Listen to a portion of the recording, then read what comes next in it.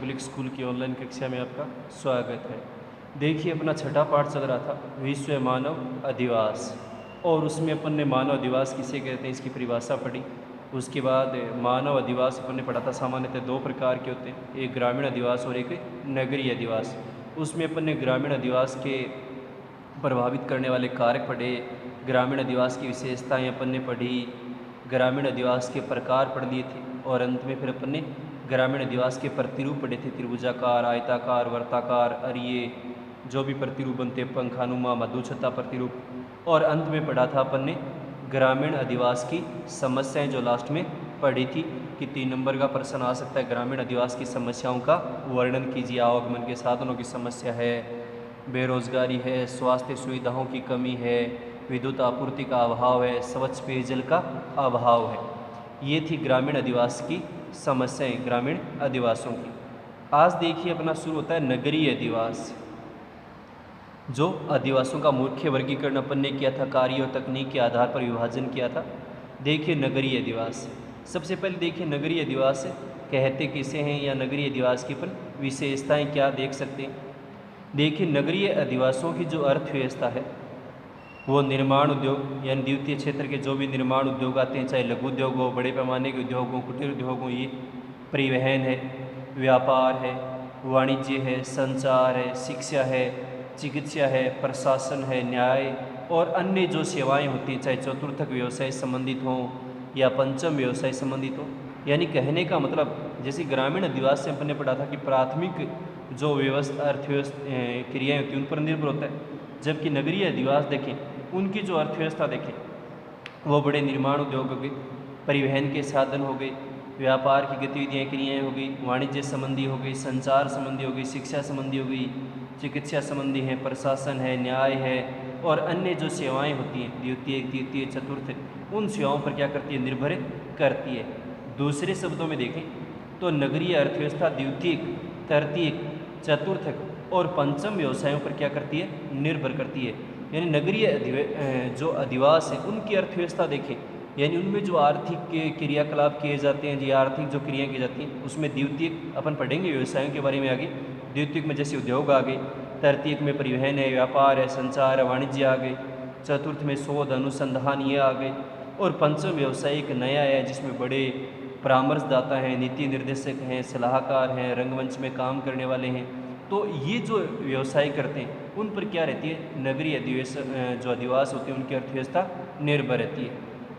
तो यहाँ इतना सा ध्यान रखना है कि नगरीय अधिवास है उनमें जो आर्थिक कार्य किए जाते हैं वो कौन सी अर्थव्यवस्था पर क्या होते हैं, निर्भर होते हैं। तो द्वितीयक, तृतीयक, चतुर्थक और पंचम जो व्यवसाय होते हैं उन क्रियाओं पर क्या होते हैं, वो निर्भर होते हैं आर्थिक क्रियाओं पर। फिर देखिए नगरीय अधिवासों की विशेषताएं, कम से कम 4 विशेषताएं याद करनी है। कई बार छोटा प्रश्न आ जाता है 2 नंबर का कि नगरीय अधिवासों की कोई 4 विशेषताएं लिखिए। पहला है उच्च जनसंख्या घनत्व, यानी नगरीय अधिवासों में देखें तो जनसंख्या घनत्व क्या पाया जाता है, अधिक पाया जाता है, क्योंकि भीड़ भाड़ ज़्यादा मिलेगी, जनसंख्या ग्रामीण क्षेत्रों से आ गई और पहले नगरों में जनसंख्या अधिक थी, तो जनसंख्या घनत्व क्या पाया जाता है, उच्च पाया जाता है। दूसरा है त्वरित गतिशीलता, त्वरित का तुरंत गतिशील मतलब किसी के पास समय का अभाव कह सकते हैं उसमें, क्योंकि आर्थिक क्रियाओं में ज़्यादा संलग्न रहते हैं, तो जो आर्थिक क्रियाएँ करेंगे उनमें इनकी निर्भरता बढ़ती जाती है और इनके पास समय का अभाव होता है, बहुत ज़्यादा व्यस्त जीवन जिसको कह सकते हैं। तीसरी विशेषता पक्की सड़कें, पक्के मकान। नगरों में देखेंगे आपको बड़ी अच्छी पक्की सड़कें मिलेंगी, पक्के मकान मिलेंगे। चौथी देखें रोज़गार की उपलब्धता, नगर में रोज़गार की समस्या नहीं कोई ज़्यादा, क्योंकि लघु उद्योग, कुटीर उद्योग या दूसरे जो सेवा क्षेत्र हैं उनमें आसानी से क्या मिल जाता है, रोज़गार मिल जाता है। पांचवी विशेषता देखिए उच्च शिक्षा और गहन चिकित्सा सुविधा। उच्च शिक्षा की आपको बड़े विश्वविद्यालय, कॉलेज इस तरह की उच्च शिक्षा से मिलेंगी। गहन चिकित्सा सुविधा, अच्छी जो गहन चिकित्सा सुविधा है वो आपको मिलेगी, वहाँ पर बड़े अस्पताल हैं, वहाँ पर नगरों में तो अच्छी चिकित्सा सुविधा मिलेगी। सामाजिक प्रगाढ़ता का अभाव, प्रगाढ़ता क्या होती है, संबंध। भाई गाँव में देखें तो अपन सामाजिक मेलजोल क्या होता है, अधिक होता है, जबकि शहरों में देखें तो इस प्रकार की जो सामाजिक प्रगाढ़ता या घनिष्ठता है उसका क्या पाया जाता है, अभाव हो जाता है, व्यक्ति स्वयं तक क्या होते हैं, सीमित रहते हैं। तो ये है नगरीय अधिवासों की विशेषताएं, कोई 4 विशेषताएं अच्छे से याद करनी है। उसके बाद देखिए नगरीय बस्तियों का वर्गीकरण।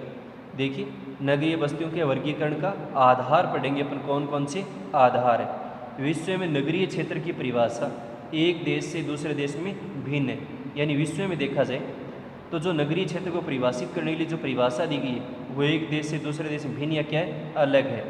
नगरीय बस्तियों के वर्गीकरण का सामान्य आधार क्या होता है, जनसंख्या का आकार। यानी सामान्य आधार देखा जाए तो जनसंख्या का आकार माना है सभी देशों ने विश्व की, मानव व्यवसाय, मानव द्वारा किए जाने वाले व्यवसाय, प्रशासनिक ढांचा यानी प्रशासनिक जो ढांचा है जैसे कि नगर में किस प्रकार के कार्य होते हैं उसके आधार।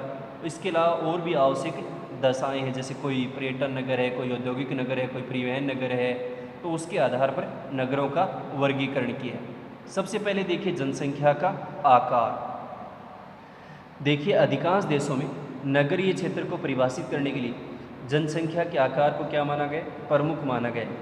यानी विश्व के अधिकांश देशों में देखा जाए तो किसी भी नगरीय बस्ती के जो क्षेत्र होता है उसको परिभाषित करने के लिए जनसंख्या का जो आकार है वो क्या माना जाता है, प्रमुख माना जाता है। विश्व के अलग अलग देशों में नगरीय क्षेत्र में श्रेणी में आने के लिए जनसंख्या की जो न्यूनतम सीमा है, जो डेनमार्क, स्वीडन और फिनलैंड में 250 व्यक्ति मानी गई, आइसलैंड में 300 व्यक्ति हैं, कनाडा वेनेजुएला में 1000 व्यक्ति हैं, कोलंबिया में 1500 व्यक्ति हैं, पुर्तगाल और अर्जेंटीना में 2000 व्यक्ति हैं, संयुक्त राज्य अमेरिका और थाईलैंड में 2500 जनसंख्या व्यक्ति मान सकते हैं, जापान में 3000 है, और भारत में न्यूनतम कितनी जनसंख्या निर्धारित की गई है, 5000 निर्धारित की गई है। इसमें सभी देशों की आपको याद नहीं करनी है, केवल भारत की याद करनी है। कई बार छोटा प्रश्न आ जाता है कि भारत में न्यूनतम जनसंख्या का आकार कितना होना चाहिए किसी को नगरीय बस्ती घोषित करने के लिए या परिभाषित करने के लिए, तो कितनी है भारत में, 5000 जनसंख्या निर्धारित की गई है। भारत में देखें 5000 जनसंख्या के अतिरिक्त जनसंख्या घनत्व भी कितना होना चाहिए, 400 व्यक्ति प्रति वर्ग किलोमीटर होना चाहिए। यानी जनसंख्या तो 5000 होनी चाहिए, इसके अलावा जो जनसंख्या घनत्व देखा जाए वो भी कितना होना चाहिए, 400 व्यक्ति प्रति वर्ग किलोमीटर होना चाहिए। बहुत अच्छे से याद करना है। कई बार एक नंबर का प्रश्न आ जाता है कि भारत में न्यूनतम नगरीय बस्ती घोषित करने की जनसंख्या तथा जनसंख्या घनत्व कितना होना चाहिए। बाकी विश्व की आपको याद नहीं करनी है, फिनलैंड में कितनी है, कनाडा वेनेजुएला में कितनी है, पुर्तगाल अर्जेंटीना में कितनी है, संयुक्त राज्य अमेरिका में कितनी है। भारत में ध्यान रखनी है कि 5000 कम से कम क्या होनी चाहिए, जनसंख्या होनी चाहिए। और इसके अलावा देखा जाए तो 400 व्यक्ति प्रति वर्ग किलोमीटर क्या होना चाहिए, जनसंख्या घनत्व भी होना चाहिए। उसके आधार पर हम किसी क्षेत्र को नगर में क्या कर सकते हैं, शामिल कर सकते हैं, नगरीय बस्ती उसको घोषित कर सकते हैं। तो ये ध्यान में रखना है। दूसरा है व्यावसायिक संरचना। नगरीय बस्तियों के वर्गीकरण का आधार यानी व्यावसायिक कार्य के आधार पर देखिए, नगरीय बस्ती के लिए जनसंख्या के आधार के अतिरिक्त इटली जैसे कुछ देशों में 50% से अधिक जनसंख्या गैर कृषि कार्यों में संलग्न होनी चाहिए। वे अलग अलग देशों में अलग अलग माना है व्यावसायिक संरचना हुई। जैसे नगरीय जनसंख्या का जो आधार है उसमें देखें तो इटली जैसे कुछ देशों में यानी यूरोप महाद्वीप का जो इटली देश है उसमें देखें तो 50% से अधिक जनसंख्या गैर कृषि कार्यों में संलग्न होनी चाहिए। यानी कृषि के अलावा दूसरे कार्यों में क्या हो, संलग्न हो। और भारत में ये मापदंड कितना है, 75% है। यानी इटली में देखें तो 50% जनसंख्या क्या होनी चाहिए, कृषि कार्यों में संलग्न होनी चाहिए। और भारत में कितनी होनी चाहिए, 75% जनसंख्या कम से कम क्या हो, गैर कृषि कार्यों में। यानी गैर कर लो, कृषि के अलावा दूसरे कार्य करते हो, जैसे द्वितीय क्षेत्र हो, चाहे तृतीयक हो, चाहे चतुर्थ हो, चाहे पंचम क्षेत्र। तीसरा आधार देखिए प्रशासन। कुछ देशों में किसी बस्ती को नगरीय बस्ती में सम्मिलित करने के लिए प्रशासनिक ढांचे को ही मापदंड माना जाता है।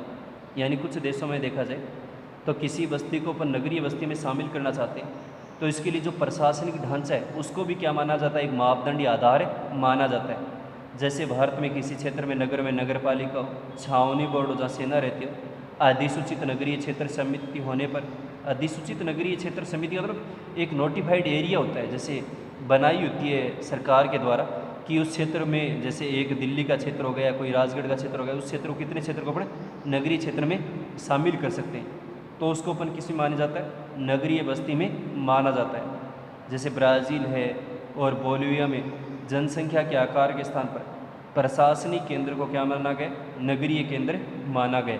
यानी ब्राज़ील और बोलिविया में देखा जाए तो जो जनसंख्या का आकार उसके स्थान पर जो प्रशासकीय केंद्र है उसको क्या माना गया, नगरीय केंद्र माना गया। यानी जनसंख्या के आकार को छोड़ दें तो जो प्रशासकीय केंद्र है उसको क्या माना जाता है, नगरीय केंद्र माना जाता है। ठीक है, यानी ब्राज़ील और बोलिविया में देखा जाए तो जनसंख्या के आकार को छोड़कर प्रशासनिक केंद्र यानी प्रशासन को ज़्यादा महत्व दिया गया है कि किस प्रकार के कार्य वहाँ पर संपादित किए जाते हैं। चौथा वर्गीकरण का आधार देखिए, आवश्यक दशाएं। विश्व में देखिए तो नगरीय केंद्रों की गणना संपादित कार्यों के आधार पर भी की जाती है। यानी विश्व में देखा जाए तो अलग अलग जो नगरीय केंद्र हैं उनकी गणना संपादित कार्य यानी उसमें जो कार्य किए जाते हैं उसके आधार पर भी करते हैं। जैसे कोई अवकाश यानी अवकाश बिताने के लिए कोई नगर हो गया, पर्यटन स्थल की आवश्यक दशाएं, जहाँ पर्यटन वगैरह घूमने के लिए जाते हैं उसके लिए किस प्रकार की दशाएं। औद्योगिक नगर, कोई औद्योगिक क्रियाकलाप होते हैं तो वो औद्योगिक नगर में आ गए। समुद्री पतन नगर यानी समुद्री पतन मतलब समुद्र कोई हवाई समुद्री जिस बंदरगाह है जिससे सामान का आयात और निर्यात करते हैं समुद्री जहाज़ के द्वारा, या सेना नगरों से भिन्न होते हैं, या कोई सेना नगर है जहाँ पर आर्मी वगैरह रहती है, तो ये उसके लिए आवश्यक दशा यानी जिस प्रकार ये कार्य होते हैं उसके आधार पर वो क्या हो गया, नगर घोषित कर दिया गया। जैसे भारत में देखें तो पर्यटन नगर में आते हैं, पणजी है गोवा में जैसे, तो वहाँ पर पर्यटन वगैरह घूमने, शिमला है जैसे मनाली है, तो ये अलग अलग नगर हो। जैसे सेना नगर में अम्बाला है, छावनी है जहाँ पर हरियाणा में, तो ये अलग अलग नगर हो गए। तो ये था नगरों का वर्गीकरण जनसंख्या के आधार पर, व्यावसायिक संरचना के आधार पर, प्रशासन के आधार पर और आवश्यक दशाओं के आधार पर। इसमें आपको केवल भारत का याद रखना है और वो भी किसके आधार पर याद करना है, जनसंख्या के आधार पर, कि न्यूनतम 5000 जनसंख्या हो। इसके अलावा 400 व्यक्ति प्रति वर्ग किलोमीटर क्या होना चाहिए, जनसंख्या घनत्व होना चाहिए। विश्व के अनेक जो देश हैं उनकी जनसंख्या आपको याद नहीं करनी है। उसके बाद देखिए नगरीय अधिवासों के प्रकार। नगरीय अधिवास अपने आकार, उपलब्ध सुविधाओं और संपादित किए जाने वाले कार्यों और जनसंख्या के आधार पर कई नामों से जाने जाते हैं। यानी नगरीय जो अधिवास देखे जाएँ उसके जो आकार, जो वहाँ पर उपलब्ध सुविधाएं हैं, इसके अलावा जो संपादित कार्य है यानी जो मुख्य कार्य उसके में किए जाते हैं, या जनसंख्या का जो आधार है उस आधार पर देखें तो अलग अलग नामों से उनको जाना जाता है। ठीक है, यानी अलग अलग वर्गीकरण हो गया, जो भी सुविधाएं हैं, जो भी संपादित कार्य होते हैं, जो भी जनसंख्या है उसके आधार पर। सबसे पहला देखिए नगर किसे कहेंगे, 1 लाख से अधिक किंतु 10 लाख से कम जनसंख्या वाला अधिवास क्या कहलाता है, नगर कहलाते हैं। यानी इनमें छोटा प्रश्न आता है सबसे कई बार, क्योंकि बहुत महत्वपूर्ण पाठ है, 4 अंक के प्रश्न इसमें से आएंगे कि नगर किसे कहते हैं, कि जिसकी जनसंख्या 1 लाख से अधिक हो किंतु 10 लाख से क्या होती है, कम होती है। तो इस प्रकार की जनसंख्या वाले जो अधिवास है उसको क्या कहते हैं, नगर कहते हैं। इनमें 50% से अधिक जनसंख्या गैर प्राथमिक कार्यों में संलग्न होती है। यानी 50% जनसंख्या देखी जाए ना तो गैर प्राथमिक कार्य, कृषि के अलावा देखें तो दूसरे क्या करते हैं, कार्य करते हैं। जैसे भारत में राजस्थान का क्या एक बीकानेर नगर हो गया, ठीक है ना। यानी इस प्रकार के हो गए जिसकी जनसंख्या 1 लाख से तो ज़्यादा है और 10 लाख से क्या होती है, कम होती है। आपको इतना याद रखना है, उस अधिवास को क्या कहते हैं, नगर कहते हैं बस। यानी प्रश्न आएगा तो छोटा आएगा कि नगर किसे कहते हैं, तो 1 लाख से अधिक किंतु 10 लाख से कम जनसंख्या वाले अधिवास को क्या कहते हैं, नगर कहते हैं। और इसमें 50% अधिक जनसंख्या देखी जाए तो वो गैर प्राथमिक कार्यों में होती है। यानी कृषि के अलावा देखा जाए तो दूसरे क्रियाकलाप या जो कार्य होते हैं उसमें क्या होती है, संलग्न होती है। जैसे भारत में देखा जाए तो राजस्थान का बीकानेर क्या एक नगर है। तो आज अपन इतना ही पढ़ेंगे, फिर अपन नगरीय अधिवास के और भी प्रकार है, महानगर है, सहनगर है, विश्व नगरी है, उनके बारे में पढ़ेंगे। तो आज अपन ने जो पढ़ा है नगरीय अधिवास की विशेषताएं, नगरीय अधिवास किसे कहते हैं, नगरीय अधिवासों का जो वर्गीकरण किया, जनसंख्या, व्यवसाय, प्रशासन, आवश्यक दशाओं के आधार पर देखना है। और फिर नगरीय अधिवासों के अपन प्रकार पढ़ेंगे, जिसमें अपन ने नगर आज पढ़ा है कि 1 लाख से अधिक किंतु 10 लाख से कम जनसंख्या वाले अधिवास को क्या कहते हैं, नगर कहते हैं। तो अपन आगे कल पढ़ेंगे, आज के लिए इतना ही पर्याप्त है।